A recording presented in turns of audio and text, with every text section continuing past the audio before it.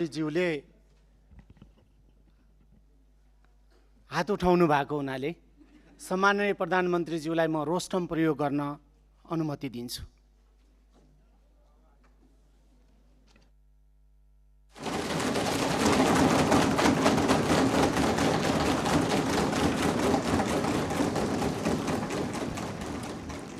सम्माननीय सभामुख महोदय, मान्य सदस्यज्यूहरूले धेरै दिनदेखि प्रश्न सोध्न खोज्नु भएको रहेछ, त्यसको निम्ति समय दिन हजुरलाई अनुरोध गर्न चाहन्छु।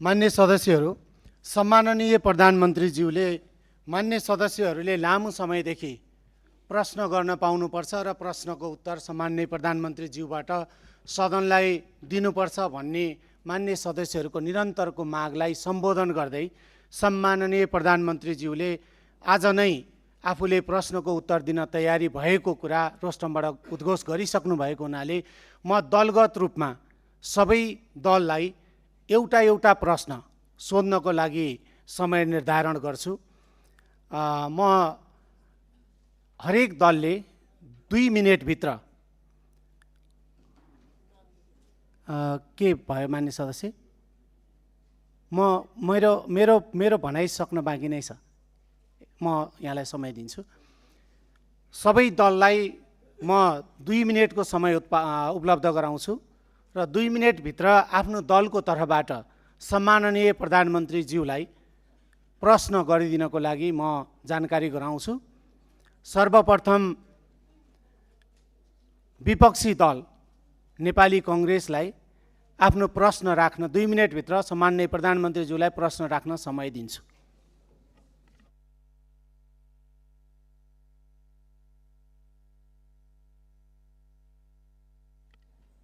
मान्य सदस्य युवराज दुलालले उठ्नु भएको थियो, के को लागि उठ्नुभयो? पहिला युवराज दुलालले एकदम छोटकरीमा आफ्नो कुरा भनिहाल्नुहोस्। माइक दिनुहोस्। सम्माननीय प्रधानमन्त्रीज्यू एकैछिन। सम्माननीय सभामुख महोदय, म फेरि आज एकपटक यो देशको संविधान र नियमावली मिचिएको यो दुःखद कुरा फेरि संसदलाई अवगत गराउन चाहन्छु। सम्माननीय प्रधानमन्त्रीज्यूबाट त्यो हुनु राष्ट्रको लागि धेरै नै दुःखद हो। सम्माननीय सभामुख मार्फत सम्माननीय प्रधानमन्त्रीज्यू, हाम्रो प्रतिनिधि सभा नियमावली 2079 को 56(1) मा प्रतिनिधि सभाका सदस्यहरूले सम्माननीय प्रधानमन्त्रीलाई प्रश्न सोध्ने व्यवस्था छ र जस अन्तर्गत समूह विभाजन गरिन्छ 15-15 जनाको, र त्यो समूहले सम्माननीय प्रधानमन्त्रीज्यूलाई प्रश्न सोध्नुभन्दा 3 दिन अगाडि नै लिखित रूपमा प्रश्न दिने र सम्माननीय प्रधानमन्त्रीज्यू उपस्थित भएको दिन 1 घण्टा त्यो प्रश्न उत्तर कार्यक्रम राख्ने प्रावधान भएकोले यो नियमावलीको नियम मिचिएको कुरा म दुःखका साथ दर्ज गर्न चाहन्छु। धन्यवाद। मान्य सदस्य ऐन महर 1 मिनेटभित्र आफ्नो कुरा भनिहाल्नु। सम्माननीय सभामुख महोदय, सम्माननीय प्रधानमन्त्रीज्यू सदनमा आउने कुरा र सदनलाई सम्बोधन गर्न चाहने विषयप्रति म सम्मान व्यक्त गर्न चाहन्छु, धन्यवाद व्यक्त गर्न चाहन्छु र सँगसँगै म एउटा मेरो नियमापत्ति दर्ज गर्न चाहन्छु। हामी संविधान र नियमावली भन्दा माथि कोही पनि छैनौँ। सभामुखज्यू पनि हुनुहुन्न, प्रधानमन्त्रीज्यू पनि हुनुहुन्न, हामी मान्य सदस्य पनि छैनौँ। र प्रतिसभा नियमावली 2079 को नियम 56 को उपनियम 3-4 मा 1 देखि 5 सम्म प्रष्ट व्यवस्था गरेको छ। प्रधानमन्त्रीज्यूसँगको प्रश्नोत्तरको सन्दर्भमा 3 दिन अगाडि प्रश्न दर्ज गर्ने र 15वटा जति प्रश्न सोध्न सकिने र अनि प्रधानमन्त्रीले प्रश्नको जवाफ दिनुपर्ने भन्ने कुरा बडो स्पष्टसँग व्याख्या गरेकोले यो सामान्य प्रधानमन्त्रीज्यूबाट यस्तो खालको नियम विपरीतको काम नहोस् र माननीय सदस्यहरूका लिखित प्रश्नहरू लिइयोस्। त्यो लिखित प्रश्नहरूको जवाफ दिने कुरामा सामान्य प्रधानमन्त्रीज्यूले यसमा ध्यान दियोस् भन्न चाहन्छु र यो मेरो नियमावली दर्ज गर्न चाहन्छु। मान्य सदस्यलाई मैले यहाँको दललाई समय दिइसकेको हुनाले बस्नुहोस्।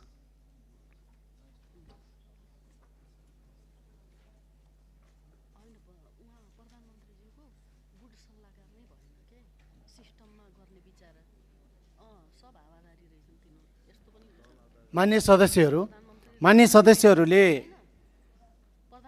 नियमावलीको 56 को विषयमा कुरा उठाइरहनु भएको छ। मान्य सदस्यहरूलाई म नियमावलीको 56 नियम 56 एकचोटि पुनः हेर्नको लागि पनि अनुरोध गर्छु र सम्माननीय प्रधानमन्त्रीज्यूले सदनमा उपस्थित भएर प्रश्नको उत्तर दिनुपर्छ भनेर विशेष गरी विपक्षी बेन्चका मान्य सदस्यहरूले निरन्तर कुरा राखिरहनु भएको र यहाँहरूले सोध्ने प्रश्न भनेको सम्माननीय प्रधानमन्त्रीज्यूलाई नेपाल सरकारको तर्फबाट प्रधानमन्त्रीज्यूलाई प्रश्न सोध्ने नै होला। त्यो प्रश्न यहाँहरूसँग धेरै अगाडिदेखि प्रश्न सोध्न चाहनु भएको हुनाले त्यो प्रश्न तयारी नै होला। त्यस कारणले त्यो सामान्य प्रधानमन्त्रीज्यू रोस्टरमा उभिरहनु भएको छ र प्रश्नको उत्तर दिन तयारी हुनुभएको छ। त्यस कारणले हाम्रो नियमावलीले 3 दिन अगावै प्रश्न लिखित रूपमा सोध्नुपर्ने भनेर निर्धारण गरेको छैन। त्यस कारणले मान्य सदस्यहरूलाई यो ध्यान आकर्षण गराउन चाहन्छु र मान्य सदस्यहरू, मैले मान्य सदस्यको दललाई समय दिइसकेको छु, त्यस कारणले बस्नुहोस्। कुन नियमावलीको कुन नियम आपत्ति हो मान्य सदस्य?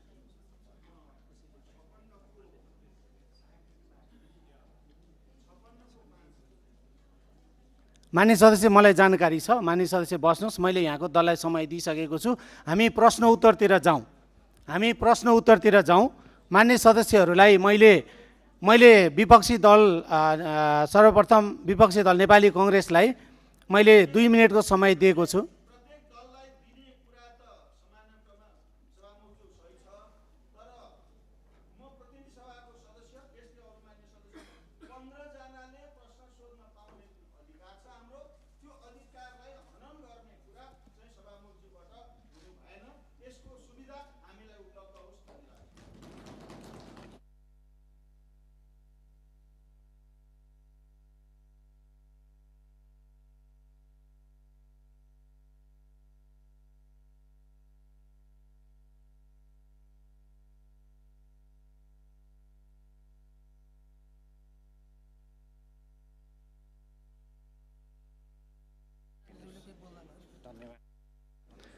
मान्य सदस्यहरू, मैले फेरि मान्य सदस्यहरूलाई ध्यान आकर्षण गराएँ, हाम्रो नियमावलीको कुनै नियममा पनि 15 जनाले प्रश्न सोध्न पाउने भनेर लिखित रूपमा छैन। त्यसकारणले मान्य सदस्य इन्दिरा राणा मगर के होला? कुन नियमावलीको कुन नियम आपत्ति? होइन, क्लियर गर्नु परेन। मान्य सदस्य बस्नुहोस्। मान्य सदस्यहरूलाई मैले फेरि पनि भने, मैले दलगत रूपमा समय निर्धारण गर्न खोजेको छु। नेपाली कांग्रेसको तर्फबाट मान्य सदस्य अर्जुन नरसिंह केसीले हात उठाउनु भएको छ। म उहाँलाई समय दिन्छु। 2 मिनेटभित्र सम्माननीय प्रधानमन्त्रीज्यूलाई नेपाल सरकारको तर्फबाट प्रश्न सोधिदिनु होला।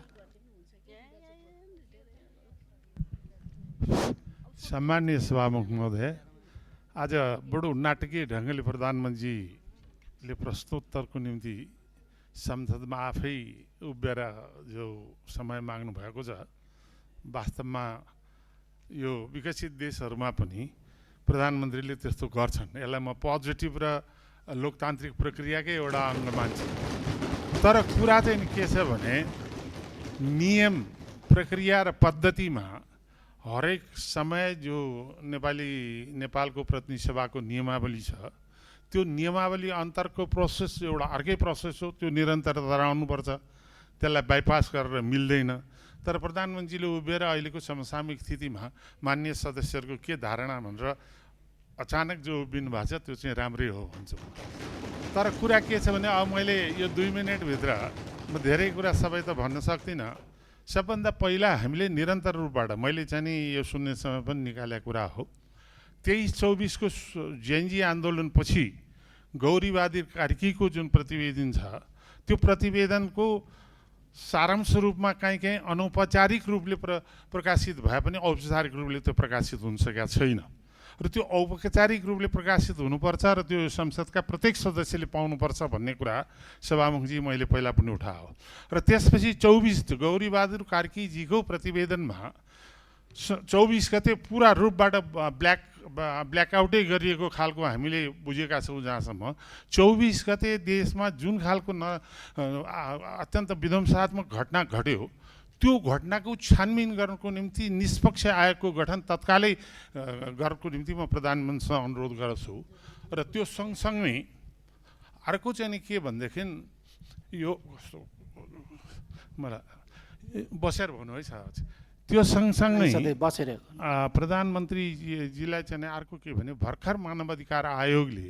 जो प्रतिवेदन प्रस्तुत गरेको छ त्यो प्रतिवेदन चाहिँ सरकारलाई प्रधानमन्त्रीलाई त प्रस्तुत गरिसकेका छ।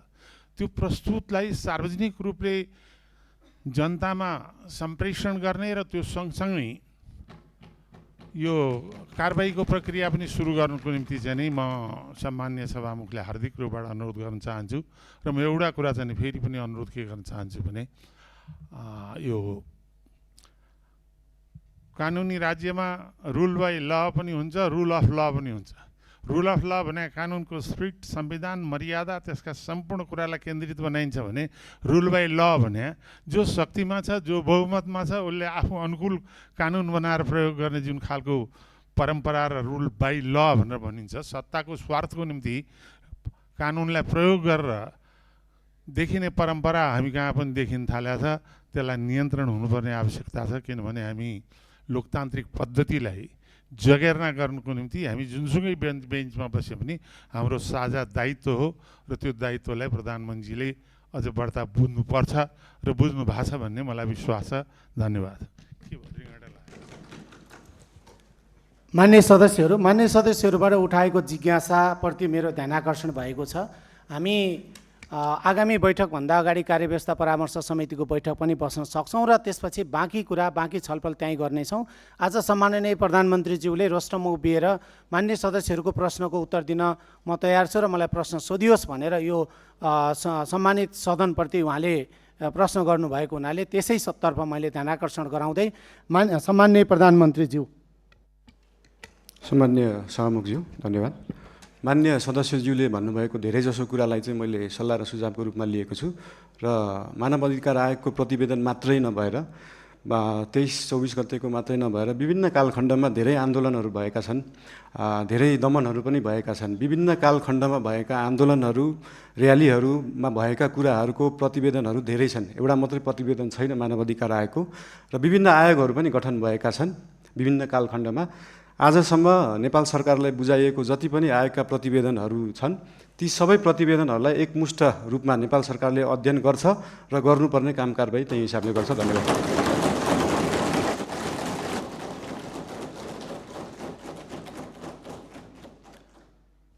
म विपक्षी बेन्चका नेकपा एमालेको तर्फबाट प्रश्न राख्न समय दिन्छु। समय 2 मिनेट।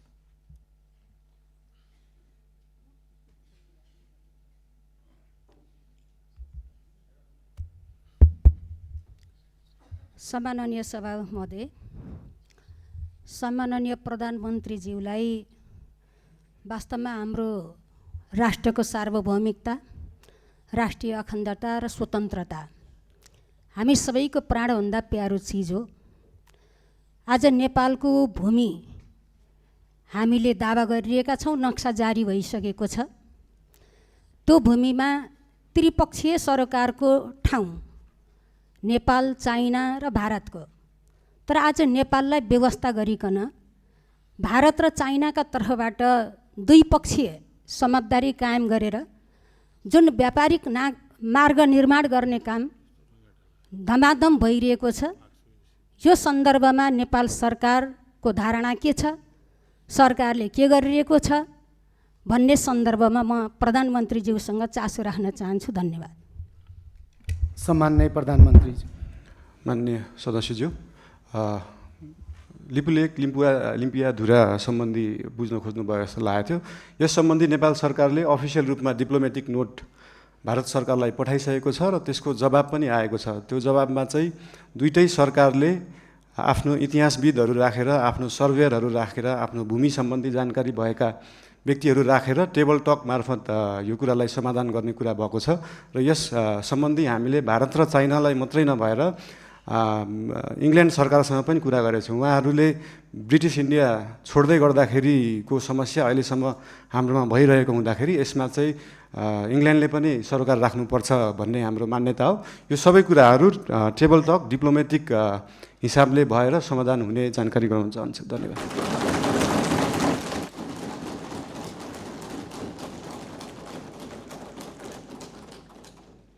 मान्य सदस्यहरू, विपक्षी बेन्चकै तर्फबाट नेपाली कम्युनिस्ट पार्टीको तर्फबाट आफ्नो प्रश्न छ भने 2 मिनेटभित्र प्रश्न राख्न समय दिन्छु।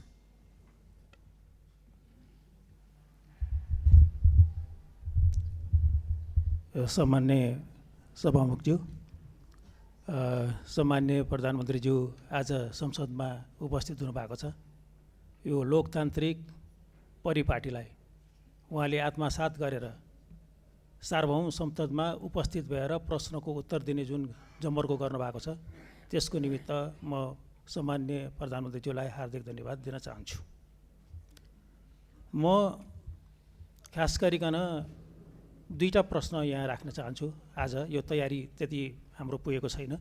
सम्मानज्यू आइहाल्नुभयो, प्रश्न माग गर्नुभयो, त्यसैले गर्दाखेरि त्यो माग अनुसारको यो प्रश्न राख्नुपर्ने एउटा जिम्मेवारी बोध भएको छ। एउटा कुरो के छ भने हामीले राष्ट्रिय सम्मानलाई अत्यन्त महत्त्वका साथ हेर्नुपर्छ। कुनै पनि बेला हामी सम्मानपूर्वक जिउने कुरामा हामी प्रतिबद्ध हुनुपर्छ। मैले यो सन्दर्भ लिस्ट डेभलप कन्ट्रीको एलडिसीको ग्रेजुएसनको सन्दर्भ उठाइरहेको छु। यो वर्ष हामी लिस्ट डेभलप कन्ट्रीको ग्रेजुएसन हुने अवस्थामा थियौँ। यसले हाम्रो राष्ट्रिय सम्मान बढाउन सक्थ्यो, आत्मविश्वास बढाउन सक्थ्यो, ताकि त्यसले गर्दाखेरि हामी अन्तर्राष्ट्रिय समुदायमा नेपाल अल्पविकसित होइन भन्ने खालको एउटा अनुभूति लिएर हामी हिँड्न सक्थ्यौँ। तर केही वस्तुहरूको निर्यातको सुविधाको निमित्त यो अवसरलाई हामीले अहिले 2 वर्षको निमित्त एक्सटेन्ड गर्ने सोचाइ बनाएको छौँ। म सम्मान्य प्रधानमन्त्रीज्यूबाट यो कुराको स्पष्ट रूपमा सकिन्छ भने हामी अहिले सबै यो इन्डिकेटर्सहरूबाट, हाम्रो जिएनआई पर क्याप्टाबाट पनि हामी सम्पूर्ण कुराबाट हामी ग्रेजुएसनको निमित्त फिट भइसकेको छौँ। त्यसैले गर्दाखेरि यही वर्षबाट ग्रेजुएसनको निमित्त हामी तयारी हौँ भन्ने म अनुरोध गर्न चाहन्छु। अर्को कुरो, सामान्य प्रधानमन्त्रीज्यू गरिबप्रति अत्यन्त उहाँ संवेदनशील हुनुहुन्छ। उहाँले त्यस सम्बन्धी गीत पनि गाउनु भएको छ। म के अनुरोध गर्न चाहन्छु भने अहिले जुन किसिमको सुकुम्बासी समस्याहरूमा डिल गर्न खोजिएको छ, त्यो राज्यको तर्फबाट त्यो बिल्कुल सही तरिका भएन। उनीहरूको व्यवस्थापनको निमित्त एउटा उपयुक्त रणनीति तयार गरेर अगाडि जानुपर्ने थियो। त्यति मात्रै होइन, अहिलेको बजेट यो माथिल्लो तल र मध्यम वर्गको निमित्त मात्रै छ। निम्न मध्यम वर्गीय र गरिबको मुखी यो बन्न सकेको छैन।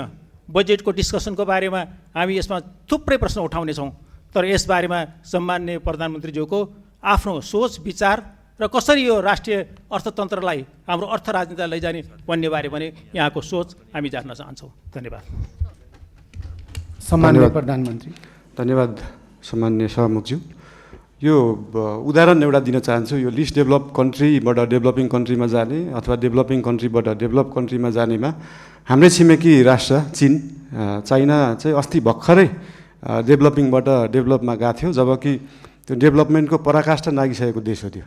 यो कुराहरू चाहिँ एकदमै स्ट्राटेजिक रूपमा सरकारले सोच्नुपर्छ जस्तो लाग्छ। अहिले नै हामीले एलडिसीबाट ग्रेजुएट हुँदै गर्दाखेरि हाम्रो ट्रेडका कुराहरू, हामीले निर्यात गर्ने विषय वस्तुहरूमा चाहिँ लाग्ने करहरू अहिले छुट पाइन्छ। हामी चाहिँ निर्यातमुखी हुनुपर्छ। देशमा उत्पादन भएको चिजहरू चाहिँ विभिन्न राष्ट्रहरूमा हामीले एक्सपोर्ट गर्न पाऊँ भन्ने हिसाबले 2 वर्षलाई त्यसलाई टारेका हौँ। त्यसलाई अहिले आत्मविश्वास बढाउने भन्दा पनि देशलाई पैसा चाहिएको छ, पैसा बढाउनेतिर ध्यान गएको छ हाम्रो।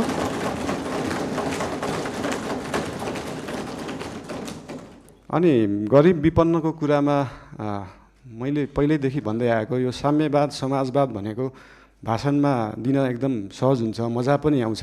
तर साँच्चीकै साम्यवाद, साँच्चीकै समाजवाद गर्ने भने हाम्रो काठमाडौँ महानगरपालिकामा मेयर हुँदाखेरिको म उदाहरण दिन चाहन्छु। हामीले विपन्नलाई जुन प्राइभेट स्कुलमा 10% स्कलरसिप दिनुपर्छ, त्यसलाई इक्जाम लिएरै एकदमै मजाले लागू गरेका थियौँ। त्यहाँ चाहिँ विपन्नले एकदमै महँगा कलेजहरूमा पढ्न पाए। साँच्चीकै समाजवाद भने त्यो हो। र विभिन्न महँगा अस्पतालहरूमा पनि हाम्रो ऐन कानुन संविधान बमोजिम नै 10% बेड चाहिँ विपन्नलाई दिनुपर्छ भन्ने व्यवस्था थियो। त्यसको लागि हामीले वेबसाइट नै बनाएर प्राइभेट हस्पिटलहरूमा सर्जरीसम्म विपन्नलाई गराउने व्यवस्था गराएको थियौँ। त्यही हो समाजवाद, साम्यवाद भने चाहिँ त्यस्तो कुरालाई भनिन्छ।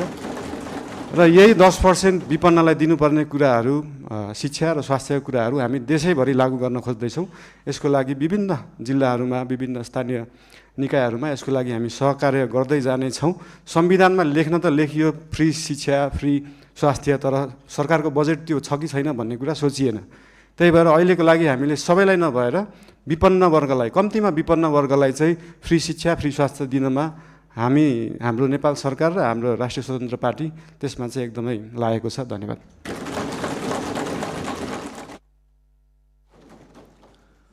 विपक्षी बेन्चकै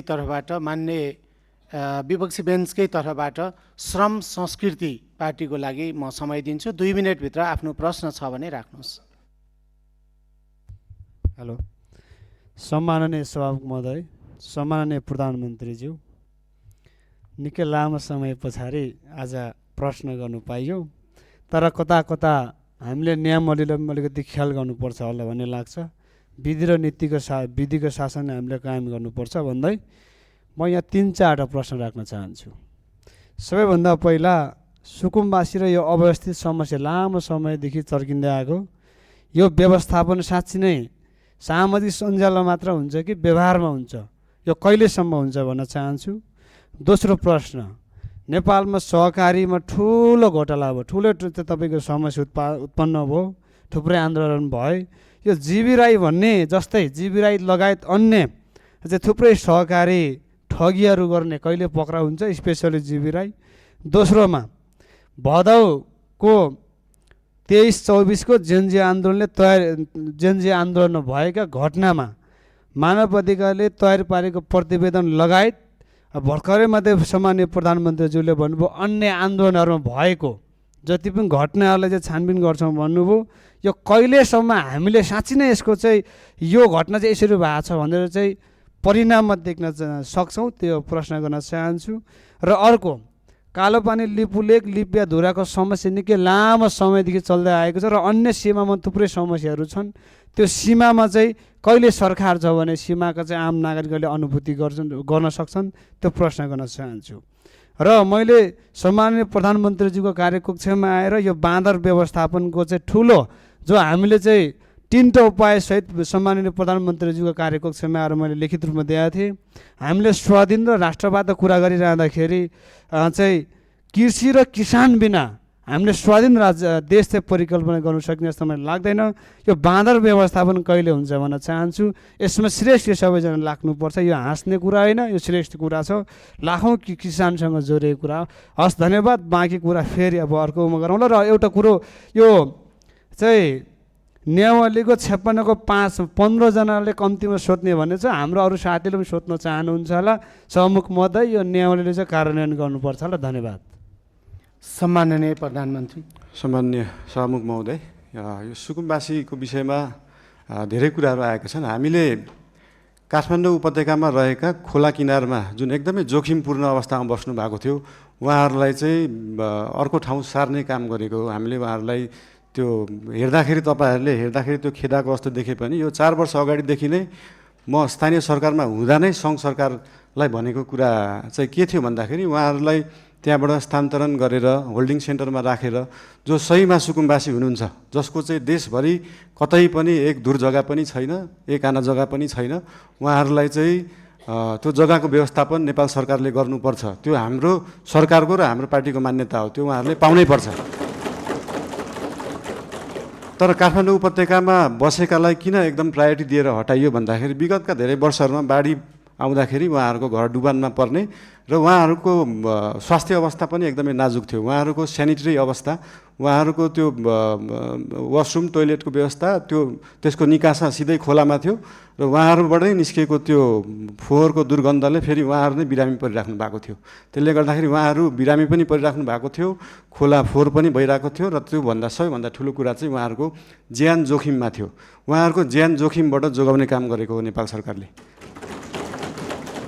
र जहाँसम्म उहाँहरूलाई जग्गा व्यवस्थापन गर्ने कुरा छ त्यसको निम्ति भूमि सम्बन्धी हाम्रो समिति पनि बनिसकेको छ। हाम्रो मन्त्रालयले काम गरिरहेको छ, 2-3 मन्त्रालयले यो विषयमा काम गरिरहेको छ। अस्ति अर्थमन्त्रीज्यूले पनि यही आर्थिक वर्षभित्र हामी यो गर्छौँ भन्नुभएको छ। यसको लागि जति समय लाग्छ त्यति समय लाग्छ, हतार गरेर हुँदैन। यो चिजलाई चाहिँ जति समय लाग्छ, 35 वर्षमा नभएको चिज 35 मिनटमै नखोजौँ, त्यसलाई अलिअलि केही समय लाग्छ। र लिपुलेक लिम्पियाधुराको बारेमा उहाँले सोध्नुभयो, अघि पनि भनिसकेँ। यो चाहिँ डिप्लोमेटिक रूपमा टेबल टक। तपाईँहरूलाई एउटा कुरा अचम्म लाग्छ होला, मैले पनि अस्ति प्रधानमन्त्री भएपछि नै थाहा पाएँ, भारतले नेपालको जग्गा मात्रै होइन, नेपालले पनि भारतको जग्गा धेरै ठाउँमा मिचेको रहेछ। अनि यो कुरा चाहिँ अस्ति भर्खरै थाहा पायो। त्यही भएर दुईटै देशले अध्ययन गरेर हामीले मिचेको छौँ, उहाँहरूले मिच्नु भएको छ, के छ त्यसलाई चाहिँ बसेर एउटा साथीको रूपमा समाधान गर्ने चाहिँ हामीले सोच राखेका छौँ। धन्यवाद।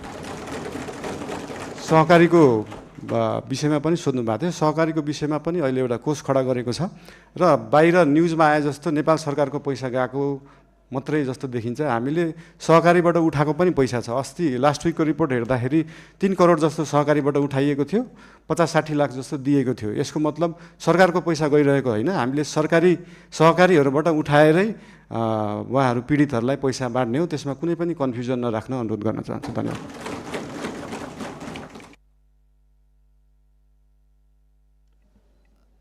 सम्माननीय प्रधानमन्त्रीज्यू, अर्को 2टा प्रतिवेदन सार्वजनिकको कुरा र बाँदर व्यवस्थापनको कुरा उहाँले यता प्रतिपक्षको तर्फबाट अघिको योभन्दा अगाडिको मान्य प्रश्नकर्ताले सदस्यले चाहिँ बाँदर व्यवस्थापनको कुरा र प्रतिवेदन सार्वजनिकको कुरा पनि राख्नु भएको छ। धन्यवाद। सामान्य सभामुखज्यू, प्रतिवेदनहरू अध्ययन समिति बन्छ। जस्तै मिडियामा आइसक्यो, तर त्यो मानव अधिकार आएको प्रतिवेदन पनि प्रधानमन्त्री कार्यालयमा अफिसियली बुझाइएको छैन। त्यो 29 पेजको केही खण्ड आए तापनि त्यो 10,000 पेजको छ भन्ने सुन्नमा आएको छ। त्यो प्रतिवेदन हामी कहाँ नै अफिसियली रूपमा आइसकेका छैनन्। अनि त्यो प्रतिवेदन आएपछि हामी सार्वजनिक गर्छौँ नै। लगायत मैले अघि भने जस्तै देशभरि भएका विभिन्न घटना सम्बन्धी आयोगहरू बनेका थिए, आयोगका रिपोर्टहरू छन्। ती सबै रिपोर्ट अध्ययन समितिले अध्ययन गर्छ। उहाँहरूलाई अध्ययन गर्न जति समय लाग्छ त्यति समय चाहिँ लाग्छ। फेरि त्यो उहाँहरूलाई छिटो 2 दिनमै अध्ययन गरेर दिनु भन्न सकिने अवस्था छैन। त्यही भएर यो अध्ययन गरेर आएको रिपोर्ट चाहिँ नेपाल सरकारले सार्वजनिक गर्नेछ। र बाँदरको विषयमा त अस्ति मान्य महावीर पुनज्यूले पनि भन्नुभएको थियो, एकदमै गाह्रो विषय हो, एकदम सजिलो छैन। यो भन्ने बित्तिकै तपाईँले विश्वमा जहाँ पनि हेर्दाखेरि बाँदरले बाली खाने रोकथाम गर्दा कि त त्यो खेतलाई चाहिँ वायरिङ गरेर घेरेर राखिन्छ, त्यो एकदमै खर्चिलो हुन्छ, कि त जङ्गललाई नै वायरिङ गरेर राखिन्छ। त्यो मानव बस्ती र जङ्गली जनावरलाई चाहिँ छुट्याएर राखिने चलन छ। यस सम्बन्धी अध्ययन गर्न समिति पनि बनेको छ, अध्ययन भइरहेको छ। यो एकदमै पेचिलो विषय भएको भएर तुरुन्तै गर्न नसकिने चिज भएर यसलाई चाहिँ हामीले देश विदेश विभिन्न देशहरूमा कुन उपाय लाइएका छन्, हामी हत्या हिंसामा नजाउँ भन्ने सोच भएको भएर त्योभन्दा अल्टरनेटिभ उपाय के हुनसक्छ त्यो सोच्दैछ। अहिले समिति गठन भएको छ। त्यसको अध्ययन रिपोर्ट आइसकेपछि त्यो रिपोर्ट अनुसार सरकारले काम गर्नेछ। धन्यवाद। विपक्षी बेन्चकै तर्फबाट राष्ट्रिय प्रजातन्त्र पार्टीको तर्फबाट प्रश्न छ भने 2 मिनटभित्र आफ्नो प्रश्न राख्न समय दिन्छु।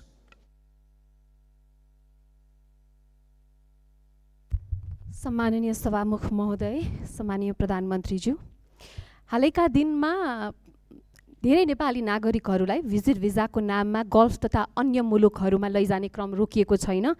यसरी भिजिट भिजाको दुरुपयोग मार्फत श्रम शोषण, मानव बेचबिखन अवस्था सृजना भइरहेको विषय गम्भीर रूपमा उठिरहेको छ। मैले यस विषयलाई संसदमा समेत उठाउँदै हजारौँ नेपाली नागरिकहरू विभिन्न बहानामा विदेश पुर्याउने र शोषणको चक्रमा फसाइने अवस्था रहेको कुरा उल्लेख गरेको नै थिए। यस सन्दर्भमा सरकारसँग मेरो प्रश्न छ, भिजिट भिजाको नाममा हुने यस प्रकारको अवैध श्रम आप्रवासन र मानव तस्करी नियन्त्रण गर्न सरकारसँग के कस्तो ठोस योजना छ? साथै सरकारले वैदेशिक रोजगारीको नाममा देखिएको संरचनागत शोषण रोक्न घरेलु श्रम डोमेस्टिक वर्क सम्बन्धी प्रतिबन्ध पूर्ण विचार गर्ने सोच राखेको छ कि छैन? र अघिल्लो सरकारमा सत्तापक्ष रहँदाखेरि भिजिट भिसा प्रकरणमा ठुलै उहाँहरूले बुलन्द आवाज उठाउनु भएको थियो। अहिलेको सदनमा सरकार पक्ष भइसकेपछि अहिले उहाँहरूको योजना के छ? अनि त्यसमा रेमिटेन्समा अत्याधिक निर्भर र उपभोगमुखी अर्थतन्त्रलाई उत्पादनमुखी र रोजगारी सृजनामा आधारित अर्थतन्त्रमा रूपान्तरण गर्न सरकारको दीर्घकालीन रणनीति के हो? र अर्को चाहिँ मेरो प्रश्न, विद्युतीय चुलोमा खाना पकाउनेदेखि सस्तो विद्युतीय मोटरसाइकल प्रयोग गर्ने र जाडोमा विद्युतीय हिटर बाल्नेसम्म यो सरकारले नेपाली मध्यम वर्गको जीवनशैलीलाई परिभाषित गर्ने एउटा महत्त्वपूर्ण सुविधा अर्थात् सस्तो विद्युत खोसेको छ।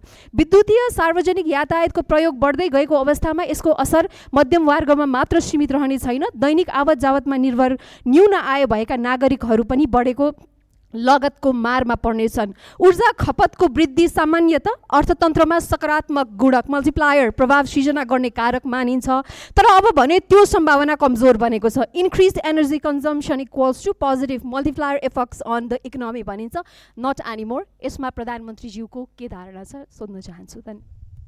सम्माननीय प्रधानमन्त्रीज्यू।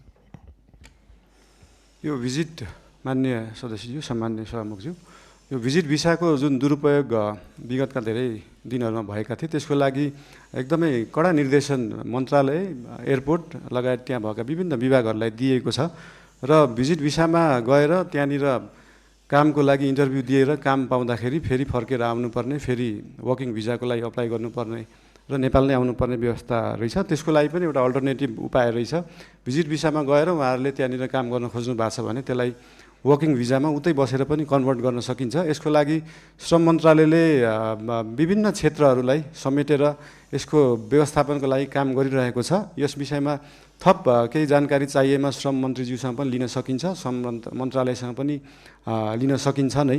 र विद्युतको विषयमा अघि भन्नुभयो, देशभरि जुन हिटर इन्डक्सन अहिले चाहिँ के छ भन्दाखेरि साँच्चीकै हामी अहिले विद्युतीय युगमा तुरुन्तै जान सकिने अवस्था छैन। साँच्चीकै देशका हरेक किचनमा अहिले नै बिजुलीबाट पकाउने, इन्डक्सन कुकरबाट पकाउने हो भने देशमा भएका सबै ट्रान्सफर्मर र सबस्टेसन पड्किन्छन्। त्यसको क्षमता नै छैन अहिले। त्यो क्षमतालाई विकास गर्नलाई पैसा चाहिन्छ र त्यही पैसाको लागि 50 युनिटभन्दा माथि चाहिँ 5% भ्याट लाउने कुरा जुन अर्थमन्त्रीज्यूले अस्ति कुरा गर्नुभएको छ त्यो एकदमै धेरै रकम होइन, 100 रुपियाँमा 5 रुपियाँ हो। त्यो पैसा चाहिँ केमा खर्च हुन्छ भन्दाखेरि देशभरि ट्रान्सफर्मरलाई अपग्रेड गर्नुपर्छ, देशभरि ट्रान्समिसन लाइनको तारको मोटाइलाई अपग्रेड गर्नुपर्छ, सबस्टेसनहरू अपग्रेड गर्नुपर्छ, अनि बल्ल हामी साँच्चीकै विद्युतीय युगमा जान सक्छौँ। त्यसको लागि नेपाल सरकार अग्रसर छ। धन्यवाद। मान्य सदस्य महावीर पुनलाई प्रश्न छ भने 2 मिनेटभित्र आफ्नो प्रश्न राख्न समय दिन्छु।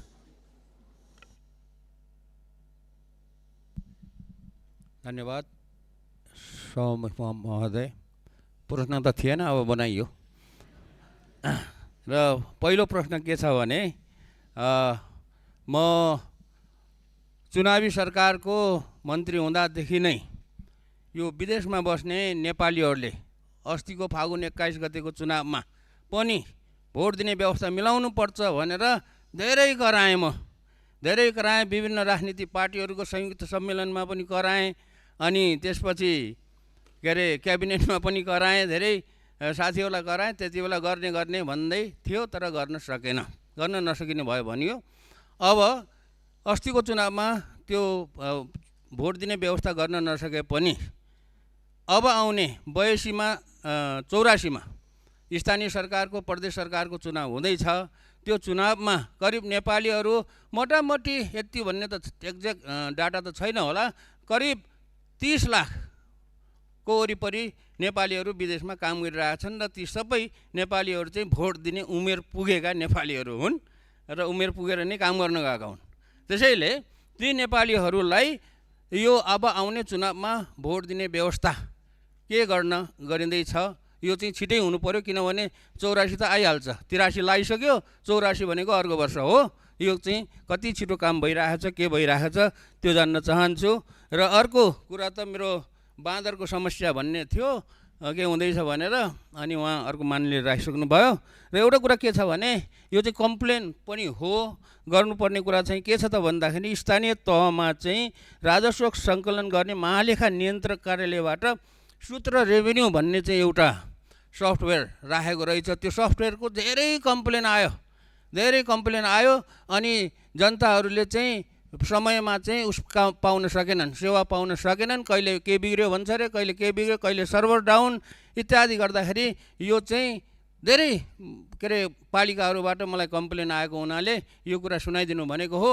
त्यो कुरामा पनि के हुँदैछ, साँच्चीकै भएर कम्प्लेन आएको हो अथवा नभएर कम्प्लेन आएको हो, त्यो कुरा पनि जानकारी दिनु पर्यो। धन्यवाद। सम्माननीय प्रधानमन्त्री। सामान्य सभामुखज्यू, मान्य सदस्यज्यूले राख्नुभएको कुराहरू उहाँहरूको इन्टरिम गभर्मेन्ट हुँदा पनि उहाँहरूले उठाउनु भएको थियो। त्यसमा एउटा समस्या चाहिँ के छ भन्दाखेरि विदेशमा रहनुभएको नेपाली दाजुभाइ दिदीबहिनीहरूले भोट हाल्दाखेरि दुईवटा उपाय रहेछन्। एउटा चाहिँ एम्बेसीमा गएर भोट दिने, अर्को चाहिँ मोबाइलबाट भोट दिने। मोबाइलबाट भोट दिँदाखेरि चाहिँ अलिकति इन्फ्लुएन्स हुन सक्ने, किन भन्दाखेरि विदेशमा रहेका नेपालीहरूले भोट दिँदाखेरि कसैको इन्फ्लुएन्समा भोट नदियोस्, स्वतन्त्र रूपमा भोट दिनुपर्छ भन्ने कुराले त्यो त्यति बेला अल्झिएको जस्तो लाग्छ। अब त्यसको लागि एम्बेसीमा गएर भोट दिने कि त्यो प्रविधि मैत्री बनाउने भन्ने कुरा हो। यस विषयमा चाहिँ नेपाल सरकारले छलफल गरेर आगामी चुनावमा के कसो गर्न सकिन्छ यसको लागि अध्ययन गर्ने नै छ। र बाँकी त्यो सूत्रको विषयमा हाम्रो विज्ञान यो आइटीका मन्त्रीज्यूलाई यो सम्बन्धी सुन्नु नै भयो होला। उहाँलाई चाहिँ यो सम्बन्धी तुरुन्त व्यवस्थापन गर्न निर्देशन पनि दिन चाहन्छु। हस्, धन्यवाद।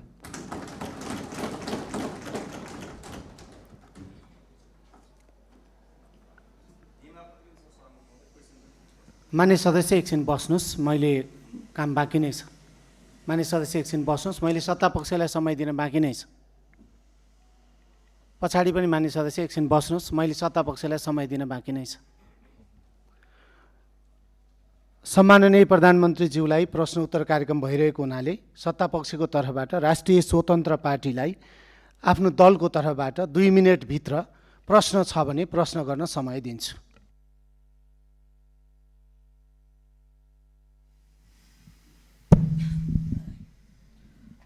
सम्माननीय सभामुख महोदय, सर्वप्रथम त प्रश्नोत्तरको लागि सदनमा उपस्थित भएर आइदिनु भएकोमा म प्रधानमन्त्रीज्यू समक्ष सम्मान व्यक्त गर्न चाहन्छु। हाल गत निर्वाचनमा आम नागरिकले अभूतपूर्व जनमत दिएर नागरिकको काम गर्नको लागि हामीलाई पठाउनु भएको छ र म आम नागरिकलाई धन्यवाद पनि व्यक्त गर्न चाहन्छु। अहिले सुशासनको दृष्टिकोणबाट हेर्ने हो भने केही अघिसम्म घुस नखाई केही काम नहुने अवस्था थियो। सरुवा बढुवामा पनि घुस नखाइकन हुँदैन भन्ने एउटा भाष्य निर्माण भएको थियो। त्यो अहिले यहाँको नेतृत्वमा सरकार गठन भइसके पछाडि धेरै चिरिँदै गएको छ। आम नागरिकको यो जनमत देशमा सुशासन र समृद्धिको लागि हो भन्ने कुरामा दुई मत छैन। नो इफ नो बट, सुशासन चाहियो, समृद्धि चाहियो भन्ने छ र सरकारले त्यसै अनुरूप काम पनि गर्दै गएको कुरा आम नागरिकलाई आश्वस्त हुने गरी प्रस्ताइदिनु हुन सम्माननीय प्रधानमन्त्रीज्यूलाई हार्दिक अनुरोध गर्न चाहन्छु। धन्यवाद।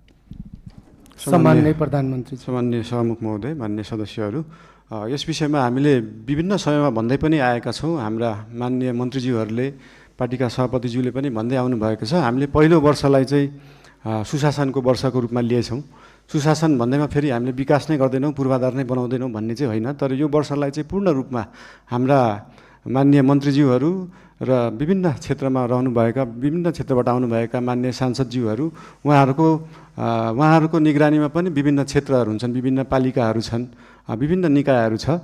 हाम्रो नेपाल सरकार र राष्ट्रिय स्वतन्त्र पार्टीले चाहिँ यो पहिलो वर्ष पूर्ण रूपमा देशलाई चाहिँ सुशासनतर्फ लाने, व्यतिथिहरूलाई हटाउने, यो भ्रष्टाचार एकदमै बलियो जरा बनाएर बसेको भ्रष्टाचारलाई चाहिँ निर्मूल गर्न चाहिँ नेपाल सरकार, हाम्रो पार्टी एकदमै तत्पर रहेको छ। यो चिज विभिन्न कार्यालयहरूमा जाँदा, मालपोत कार्यालय, company registrar, blue book renew गर्दा विभिन्न ठाउँहरूमा जाँदा देख्नु पनि भएको छ होला र यसलाई नेपाल सरकारले निरन्तरता दिनेछ। धन्यवाद। मान्य सदस्यहरू, सम्माननीय प्रधानमन्त्रीज्यूले प्रश्न उत्तर कार्यक्रममा सहभागी जनाउनु भएको र आजको लागि सम्माननीय प्रधानमन्त्रीज्यूलाई प्रश्न उत्तर कार्यक्रम यहीँ समाप्त भएको घोषणा गर्दछु र सम्माननीय प्रधानमन्त्रीज्यूलाई आफ्नो स्थानमा स्थानान्तरण गर्न धेरै धेरै धन्यवाद।